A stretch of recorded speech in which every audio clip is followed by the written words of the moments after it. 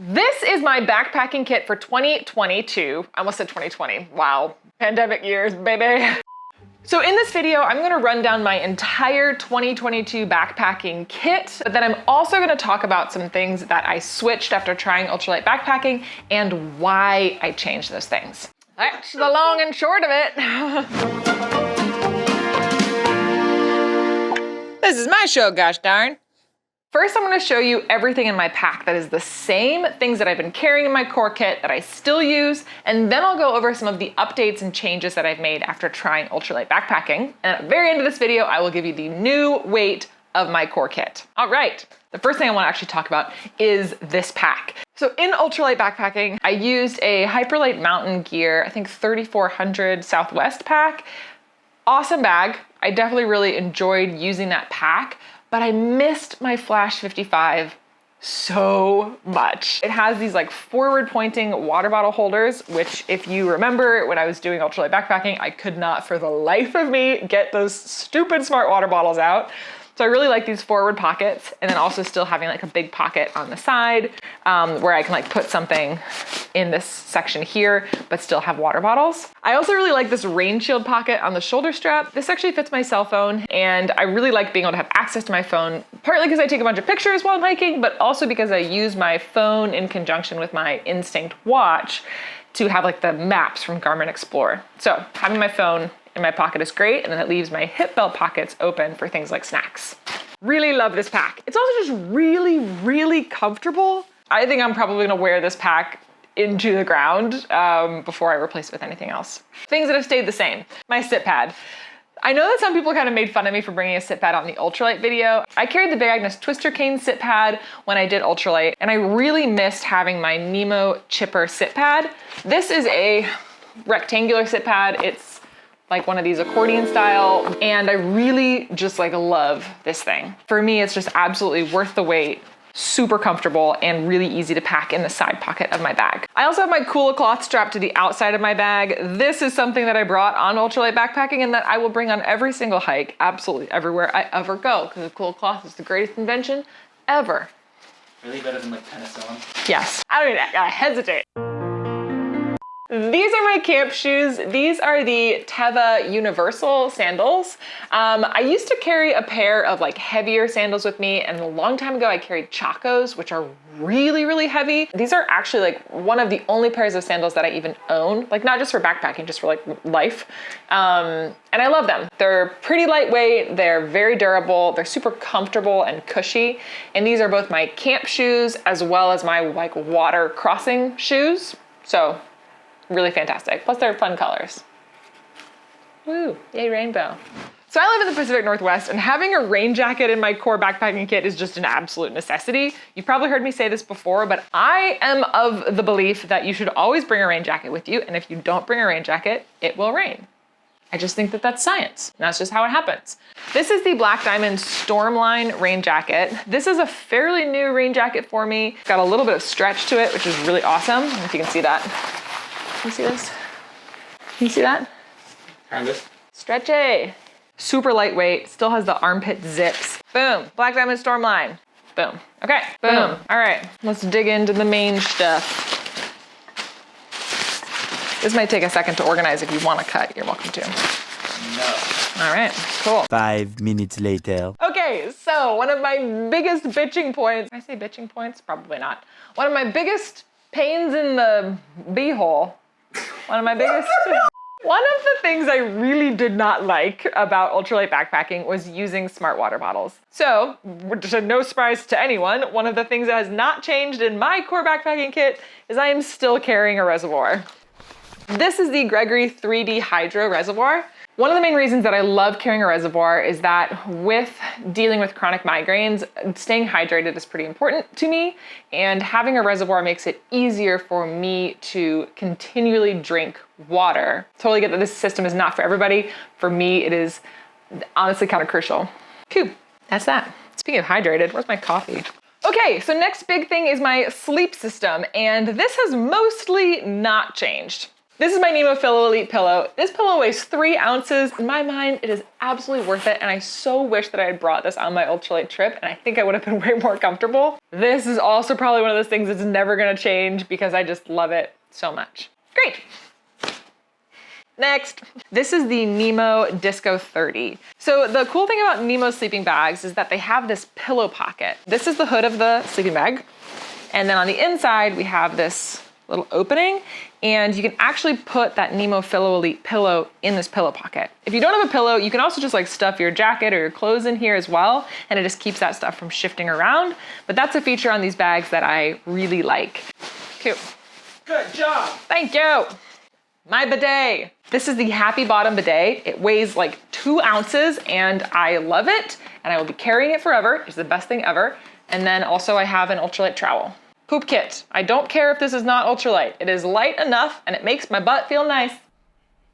Continuing on with stuff that has not changed. Toiletry kit, first aid kit, air canister, compass, Garmin InReach. Battlestar Galactica. Anyway, oh, my water filter. So when I did ultralight backpacking, I used the Sawyer Squeeze filter, which is the most common filter that I see ultralight backpackers using because it works with the smart water bottles. As you probably gathered, I do not use smart water bottles in my core kit, so I went back to using my Katadyn Be-Free filter. One of the changes that I've made to this filter is that I actually removed the 1 liter bag that came with this filter and instead brought a Hydra Pack 2 liter Seeker bag. Katadyn Be-Free filter, boom. That is still the same in my core kit, has been for years. Love that thing. Wow, you know what? I think that is everything that has stayed the same in my core kit, and now I'm on to the updates to my kit. So let's start with my sleeping pad. When I did ultralight backpacking, I carried a short length sleeping pad and a sit pad rather than carrying my normal mummy sleeping pad from Nemo. And the change that I've made is actually to make my gear heavier. Look, I know that might seem really bizarre because this video is all about changes I made after ultralight backpacking, but those changes can include things that I realized I didn't want to be uncomfortable. So I went ahead and got a rectangular sleeping pad. This is the Nemo Tensor insulated. I wound up with the insulated because the ounce difference was really small and I wanted something that I could just use year round, and also knowing that I still have that short length sleeping pad as an option from ultralight, this seemed like a good idea. Boom.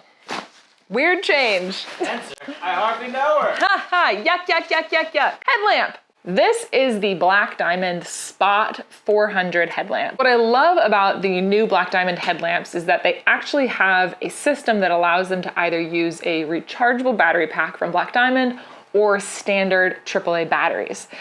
What I love about that is that the flexibility allows me to use a rechargeable battery pack if I'm on a shorter trip where I know I'm not going to drain the battery, but have the option of using standard batteries as a backup. This is not the headlamp that I used ultralight backpacking. I used my BioLite headlamp and I accidentally turned it on in my pack and drained the battery. And that was annoying. So it was like part of the reason that I wanted to switch over. Boom, now it's locked. Headlamp. All right, moving on with the I'm updates. pretty sure when you locked that, you accidentally just like signaled like a spaceship to come down. Probably. My people. This is my spork. This is the best spork. It is a long spork. It is a titanium spork. It is great. Simply the best. Before I went ultralight backpacking, and actually before I switched over to carrying a reservoir, I often just carried 2 Nalgene water bottles with me. One thing I discovered just before ultralight was actually these lightweight Nalgenes. So, sorry, Mom. So, these opaque Nalgenes are actually made with a different material that's still super durable, like standard Nalgenes, but they're about half the weight of a standard Nalgene. I found a lighter version of an Nalgene, and I covered it in stickers to make it heavier. Cool. Ooh, I'm getting into the good stuff that I changed. Ooh, I'm like a little nervous to talk about some of this stuff. Okay, first let me talk about my jacket, which is on the outside. Okay. This is the Mountain Hardwear Ghost Whisperer.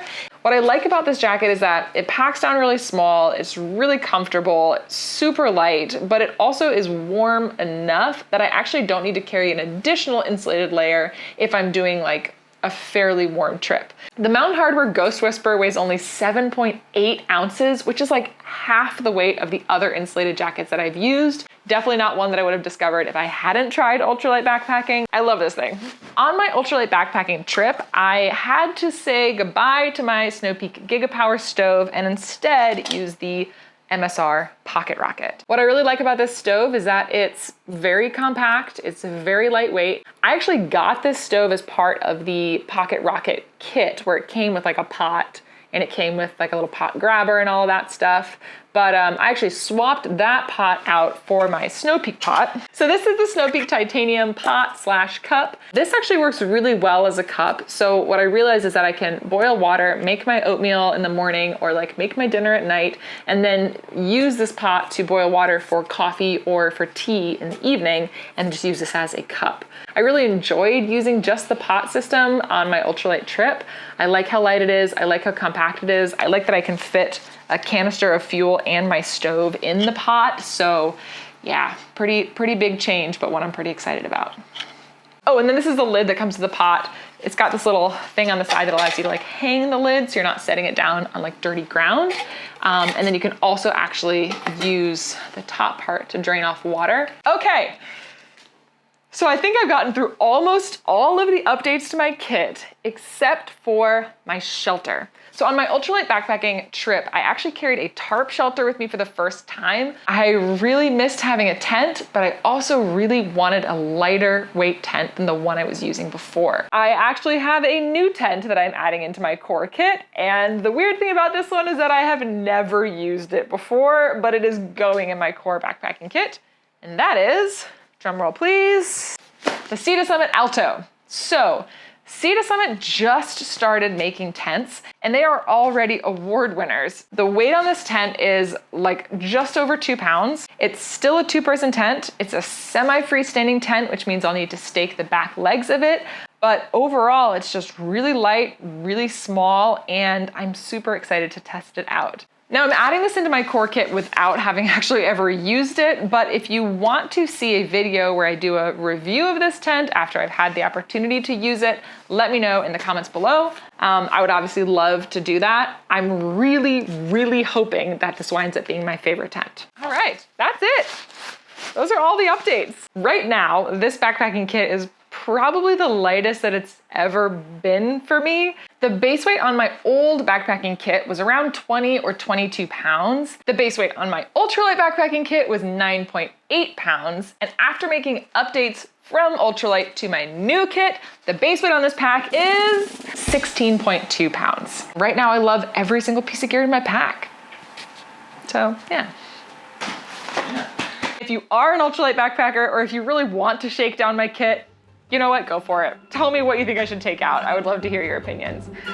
As always, if you enjoyed this video, hit the like button, subscribe to the Miranda in the Wild channel, and I will see you all in the wild. Bye! Woo, backpacking! I actually really love this kit. I feel like it's really cool. I think it's awesome. I like it. It's nice. It's my friend. What are the 10 essentials, Miranda? The 10 essentials are food, water, fire, fix-it, first aid, insulation, illumination, navigation, sun, and shelter. Nerd! That's like actually my party trick. That's probably it. That's my only party trick. Okay, but can you do it backwards? No, but I can lick my elbow. Show me. What?